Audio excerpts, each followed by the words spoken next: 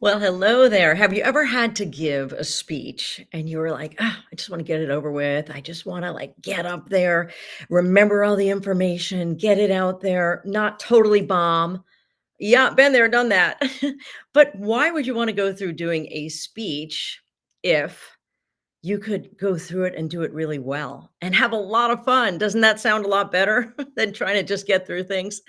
Well, I tell you, if you're interested in speaking, and who isn't these days, because even if you have a full time job and you're not a professional speaker, you're going to be asked, you're going to be tapped on the shoulder to get up and give a speech. And what are you going to do? How are you going to get through that speech? Well, I have a guest coming on right now. Her name is Mary Cheyne. And hey, Mary. Hi, Pat. So nice to have you here. Mary is a professional speaker. She's a TEDx speaker and also helps people, coaches people through how to get through, not only how to get through their presentations, but how to rock their presentations and have fun. Right, Mary? Absolutely. Yes. The more fun, the better. Rock on. So Mary is going to be our premier speaker at the Connecticut NSA event in September coming up. And Mary, I love the topic because it's like how to have more fun when we speak. Tell us a little bit about what mistakes people make when they get up and speak. Yes, that's what we'll be talking about in September. Right now, I want to point out one mistake, and here's how I'm going to frame it. 4 words. Same old, same old. Okay. Oh, yeah. So you mentioned earlier the word information. Mm-hmm. So what most people do, especially in the professional world, is they show up and they speak to inform. Oh, yeah. Nothing wrong with information. I know you're there because you're a subject matter expert, and that's fantastic. But really, I'm trying to have people shift the mindset is to go from speaking to inform to speaking to influence. And so what does that mean? Speaking to influence. Mm-hmm. First of all, being professional, which is a synonymous word that most people think of, meaning serious. I have to be serious, and I have to be uptight and in a bubble, and I have to speak like this. And guess who that was? Me. That was all about me at the beginning of my speaking journey, right? And then I discovered very quickly that was such a box that I lived in and didn't realize I was turning off my personality when I was in the spotlight. So my question to you and the audience that's going to be coming in September especially is, how are you putting yourself inside a box? And my encouragement is to speak outside the box, throw the box away. The box isn't even there. Tear through the box. There ain't no box. Yeah. Oh, I love that. Yes. No, it's so important too, because I think when you get up there, like whether you're a subject matter expert, like you said, you're like, I want to get all this information. But to me, I also want to be entertained. I mean, when I'm sitting there listening to you, I don't want to just no. And if you're influencing someone, you really are having them being engaged, right? And having them be inspired, perhaps, right? And maybe you're even throwing out some information that's a little unexpected, So how can we just sort of chill out and show up and, we don't have to be all uptight, right? Yes. So I have a controversial word that I use, and it's an F word, and you don't typically hear it in the professional world. And the word is fun. And so when I typically say that, it's like, oh, are we allowed to have fun? Are we allowed to have fun with the audience? It's such a big deal. Yes, please. The more fun you have, the more fun your audience is going to have, and vice versa, because the audience is a mirror to you. In order to do that, though, especially if you're not used to doing that and playing with your audience, which is what the September 12th talk is going to be all about, how to play with your audience. Because a lot of the people that I teach are typically coming from the left brain, coming from the linear thinking kind of professions to begin with, right? Nothing wrong with that. I myself was a computer science person. That was my bachelor's degree, was computing science. How on earth did I become a computing science person to a professional speaker, and let alone having fun with my audience, right? So that is a journey in itself. So in the talk, I'm going to be going through some very specific techniques and frameworks that you can learn so that you can apply the fun, because it's not always a nebulous thing. You can actually go in with the intention and very specifically crafting fun things for the audience. And I'm going to show you how to do all of that in our September 12th talk. I like that. And, you know, a lot of times, like when I craft speeches too, I don't want to just speak at people for so long, you know, and I want to incorporate some kind of game or some kind of back and forth. And I feel that the audience gets so much more out of that anyhow, because you're engaging them and they're, you know, they're also being forced to listen and not, you know, scroll on their phones and do texting and all that. It's like, oh, wait a minute, I got to pay attention here. Right. Yes. Yes. So I have a saying which is compartmentalization is the enemy of realization. So what does that mean? I'll say it again. Compartmentalization is the enemy of realization. So earlier I spoke about, instead of speaking to inform, we're now trying to speak to influence. And that's what I help my clients do, right? So what does that mean? Influence means that we want to lead them to an undeniable conclusion that's going to be for their highest good. Mhm. Right. So that means we want to go in our economy of words and in the way we frame what we teach them. As the crow flies, get them to that aha, get them to that insight, get them to that epiphany as quickly as possible. So when we tell them, it goes in a certain level, but when they experience it, it just hits them like a ton of bricks, and it's just like the thunder goes off and it's boom. So what does that mean? Well, in order to apply it, well, first of all, come to this talk in September 12th and we'll go all into it. Yeah. But really, believe it or not, the audience has multiple modalities of learning. And so Mhm. we want to hit all those modalities. And again, there are techniques and frameworks that I will teach you on September 12th. Yeah, I like that you have a framework, because then you have the roadmap to get you there. And it's very strategic, you know. It's not just about telling a story and a good story. It's really about leading people on a path to some kind of conclusion where they're going to, like you say, have that influence. I love it. Right. So, and where do you see people kind of going wrong in this process? Great question. Okay. There's two things I want to mention.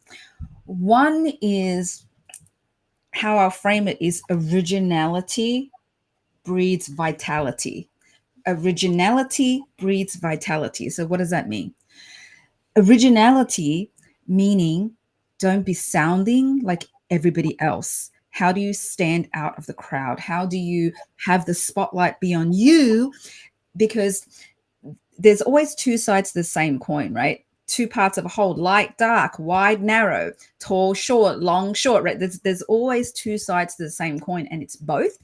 So, for example, one of the things that I teach my clients is, number one, when you're speaking, it's not about you. And number two, it's so about you. Okay. So what does that mean? That means you as a unique person.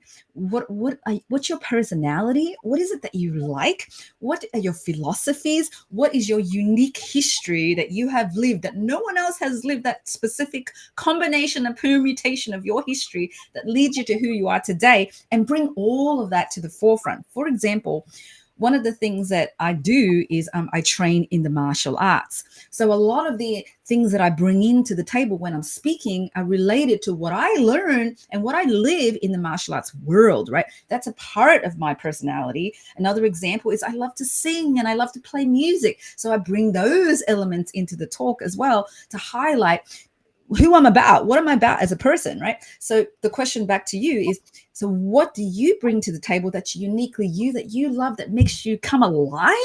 And that's what I mean by vitality, right? Because when you bring those elements of you that make you unique, that you love, it's undeniably bright and people are drawn and attracted to that, right? To your light. And so we want to bring those original elements into the talk as well. And we'll Absolutely. go more into detail in that on September 12th. By the way, did I mention September 12th?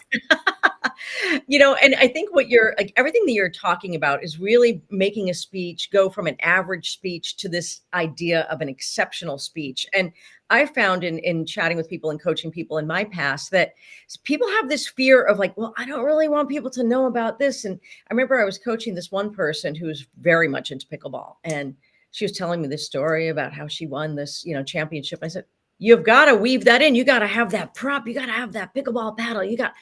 So she was a little hesitant, but then I saw her eyes light up and it was like, boom. Then she did it. And guess what? It was a success. It was a hit. And then people even learn more about you, and then they like you more, right? Yeah, absolutely. So there's a line. The way I see it is there's a line, right? Because typically when there is the hesitation to play typically comes from this fear of putting on a show. Like it feels inauthentic, and they're like, well, I don't want to be a performer, right? So there's this line, which is a sweet spot, which I teach my clients, is like, on one side is your authenticity, right? You're bringing your everyday personality. On the other side, there's performance. So there's a line, which is that sweet spot, because there are elements of showmanship in speaking that you can potentially tap into, that's going to amplify your message. It can amplify what you're teaching them. So really what we really want to do is hit that sweet spot. And so the other thing which is related to the earlier question that you asked, is the pink suede elephant in the room when it comes to speaking. And what is that nobody typically mentions, and yet it's the pink suede elephant in the room with polka dots in the middle that no one's talking about. And what is that? That is what we call the inner critic, which is what my book is all about, is the inner critic, how to tell your inner critic to shut up and the real you to speak up. So you yourself as a speaker has an inner critic, especially when you're outside your comfort zone. And guess what? Every single person in your audience also has an inner critic. So what does that mean? That means showing up, there's an internal dialogue that's happening in everyone's mind. And typically, if they've never met you before, they don't know who you are, they don't know you from a bar of soap, they're typically more going to be a bit skeptical, right? You may have seen this yourself, right? Arms closed, their legs across. They're a little bit skeptical about what you're about to bring to the table, because you've never met you before, and rightly so, because we want the healthy skepticism. I like that there's skepticism, right? So really that needs to be addressed. And what I say is, when you play and you have fun with them, and again, we're going to talk about these strategies on September 12th, that's going to have them go from what I call shields up. I'm a sci-fi nerd, right? If you think of Star Trek, when the enemy's coming and they're like, shields up, so no one can get through the weapons, right? Shields up. So what we want to do is have them have their shields down. So they're putting their shields down. Now they're open. Now they're having fun, right? So they're receptive to your message even more. And more importantly, now they're going to absorb what you have to teach them for their highest good, right? Yeah. All those reasons.